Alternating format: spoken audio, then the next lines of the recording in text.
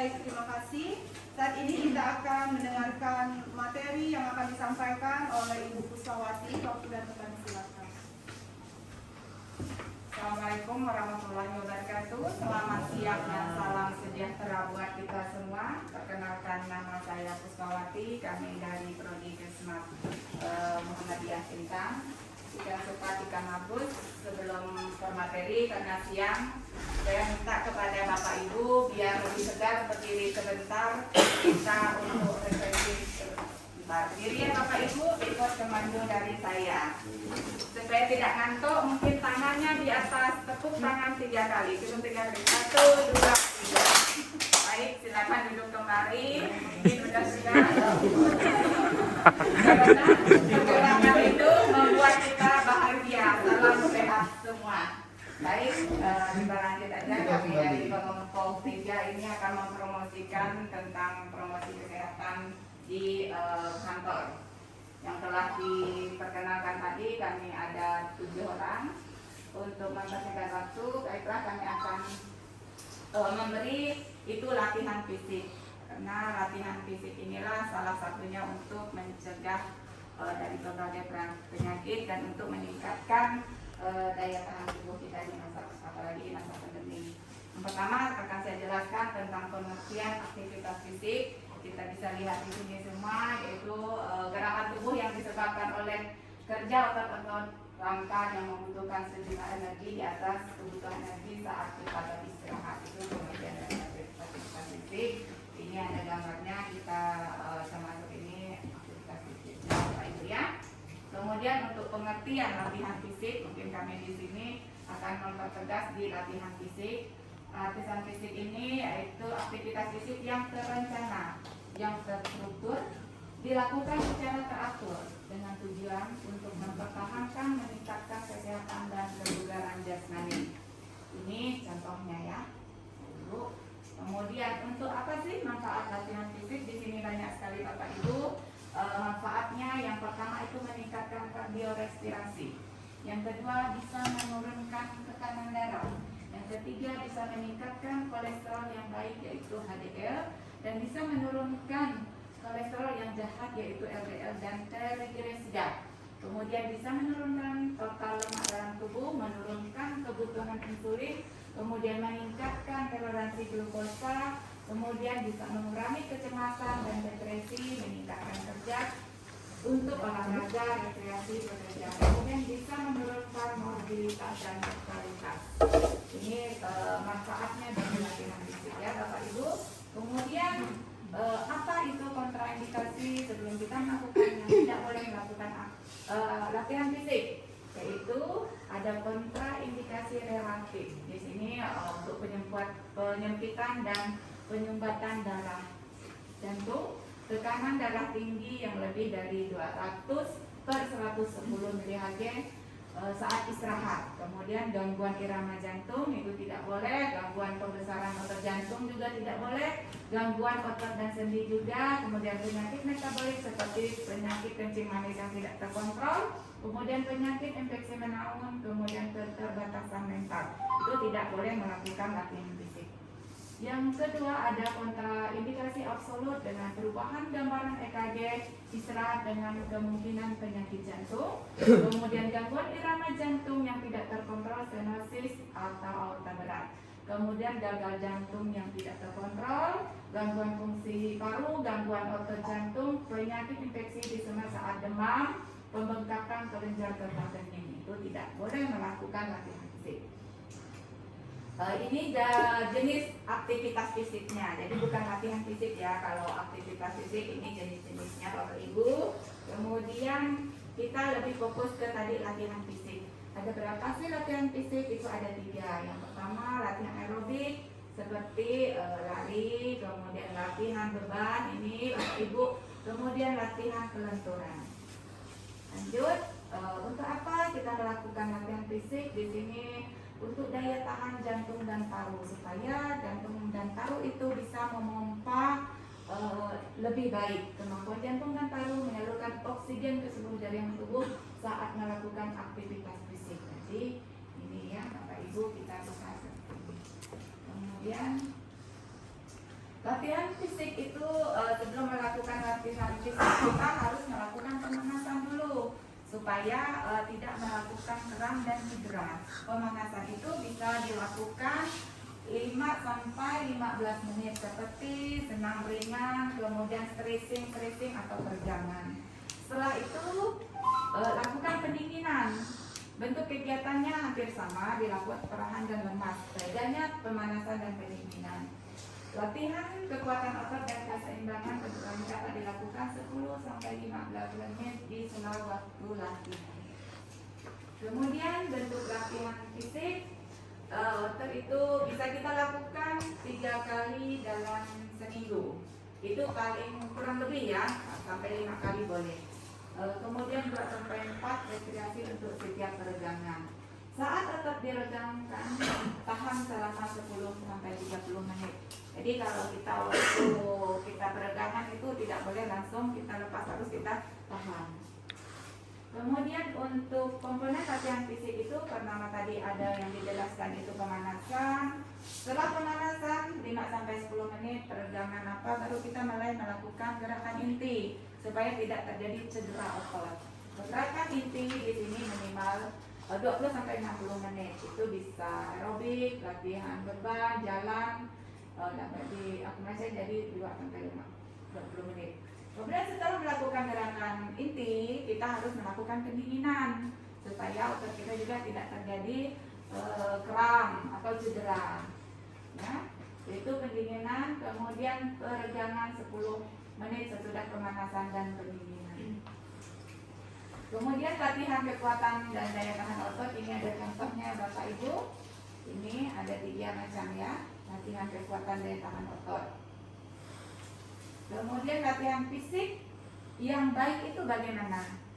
Kita harus melakukan latihan fisik itu yang baik, yang benar, yang terukur dan teratur. Kalau untuk yang baik harus sedini mungkin, jadi jangan kita dah tua baru kita melakukan latihan fisik. Sedini mungkin, dilakukan sesuai kondisi fisik dan psikis.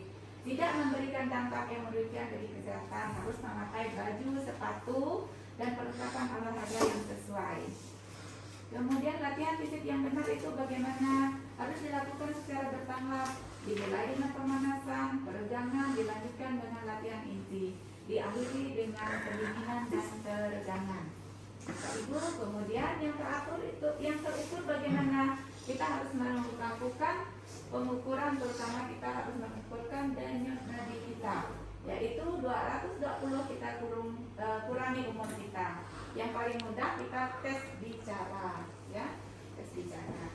Kemudian untuk tes bicara saya ambil aja. Ini yang fisik yang teratur itu macam mana? Yang teratur harus dilakukan paling tidak 3 sampai 5 kali seminggu. Sehari istirahat terdiri dari 3 kali latihan aerobik, 2 kali latihan beban. Dilakukan secara teratur dan rutin di dalam atau di luar gedung. Jadi kalau kita di dalam gedung saat kita kerja, kita boleh melakukan latihan fisik. Kemudian ini untuk kekuatan otot yang tadi sudah saya sampaikan, ini seperti ini boleh ya. Kemudian saya minta teman-teman semua maju ke depan untuk mempraktekkan ke Bapak Ibu bagaimana kita melakukan pelenturan. Mungkin Bapak Eki kita bisa mempraktekkan Bapak Ibu sekalian pelenturan. Pertama mungkin Pak Ang ya, kita pelenturan cukup Bapak Ibu ya, kepala kita lemaskan. Kemudian untuk jadi kita di kantor kita bisa melakukan, mungkin kepala kita bisa sampai hitung sampai 1, 2, 3 untuk kepala. Kemudian untuk tangan cukup diri ya, Bapak Ibu lihat teman-teman. Yang paling penting juga untuk seperti ini, untuk kelenturan teman-teman. Kemudian yang paling susah kita melakukan tangan kita bisa nyampe ini atau enggak. Coba saya lihat Bapak Ibu, siapa yang bisa nyampai seperti ini kali? Nih, ada enggak yang nyampai? Coba saya lihat. Saya nyampai enggak? Kalau enggak nyampai nanti badannya enggak bentur ya. Apa ya lentur? Aku nyampe oke. Jadi perlu latihan. Kalau selalu dilatih, Bapak Ibu. Wah, nggak nyampe.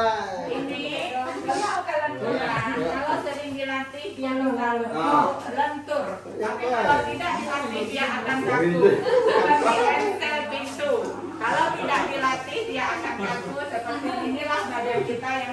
Enggak, masih 3 Kalau jari. saya sering melakukan ini setiap 5 kali sehari sehari saya sholat.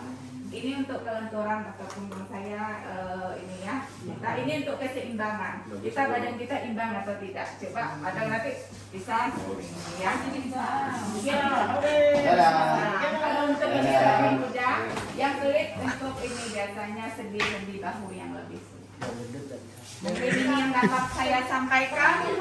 Saya ucapkan terima kasih. Saya kembalikan ke pembawa acara Bu Epi. Baik, terima kasih kepada Ibu Krisna. Boleh kita beri aplaus mungkin ini untuk materi yang telah disampaikan. Semoga kita sudah menyimak bersama-sama. Baik, kalau ada pertanyaan dari Bapak Ibu sekalian, kami persilakan. Ya, pada Ibu Erna. Baik, terima kasih. Setelah pemaparan, saya mau bertanya, untuk latihan fisik yang bagus dilakukan berapa kali dalam seminggu? Setiap hari. Latihan fisik yang baik dilakukan berapa kali seminggu? Iya. Baik, ada lagi pertanyaannya Bu? Baik, kepada Bapak Konco. Terima kasih. Saya mau tanyakan nih, ada berapa sih dalam latihan fisik itu? Ada berapa latihan fisiknya?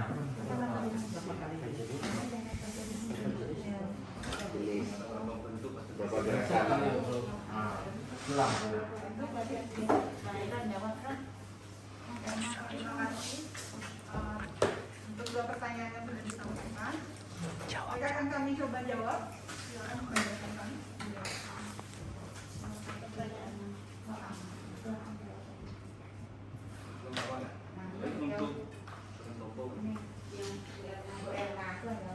Baik, kami akan coba menjawab dari pertanyaan Bu Erna. Pertanyaannya, untuk latihan fisik yang baik berapa kali dilakukan dalam 1 minggu? Untuk latihan fisik dilakukan 3-5 kali dalam 1 minggu sehari. Dilakukan 3-5 kali seminggu, selang sehari istirahat. Dan lebih baiknya dilakukan 3 kali latihan aerobik dan 2 kali latihan beban.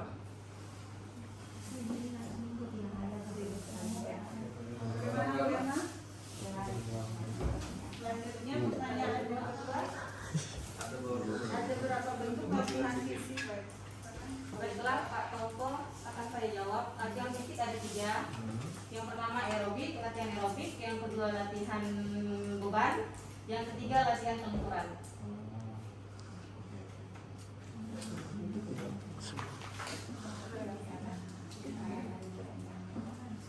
Untuk pertanyaan, terima kasih untuk partisipatif kita sudah memberikan pertanyaan kepada kami. Selanjutnya kami persilakan kesempatan kepada Ibu Kabir P2 dari Ibu Erna. Silakan untuk memberikan saran masukan kepada kami. Baik, terima kasih atas waktu yang diberikan. Bismillahirrahmanirrahim. Assalamualaikum warahmatullahi wabarakatuh. Waalaikumsalam. Selamat siang, salam sejahtera buat kita semua. Baiklah, saya selaku Kepala Bidang P2 sangat mensupport apa yang dipresentasikan oleh teman-teman dari mahasiswa Prodi Kesehatan Masyarakat, yaitu mahasiswa Universitas Muhammadiyah, yang mana ini sangat bermanfaat khususnya untuk dinas kesehatan, khususnya di bidang kita yang terkait juga tentang penyakit tidak menular, yang mana untuk mencegah hipertensi, untuk mengetahui bahwa orang jantung apa segala tidak boleh olahraga yang berat, ada beberapa kegiatan fisik yang memang boleh dan tidak boleh, yang seperti yang dikonsultasikan oleh Ibu Puspa tadi. Sekali lagi kami sangat support, kami sangat mendukung, kami sangat berterima kasih kepada teman-teman semua selaku mahasiswa Prodi Kesmas Universitas Muhammadiyah Sintang yang telah mempresentasikan kegiatan kesehatan olahraga ini di dinas kita, di bidang kita ini. Sekali lagi kami ucapkan terima kasih yang tak terhingga khusus pada teman-teman Pak Haryanto, Pak Aang, Bu Epi, Bu Ismi, yang mana ilmunya sangat bermanfaat untuk kita semua. Sekian yang bisa disampaikan. Terima kasih atas perhatian kita semua. Assalamualaikum warahmatullahi wabarakatuh. Waalaikumsalam warahmatullahi wabarakatuh. Kepada Selanjutnya Pak, kita akan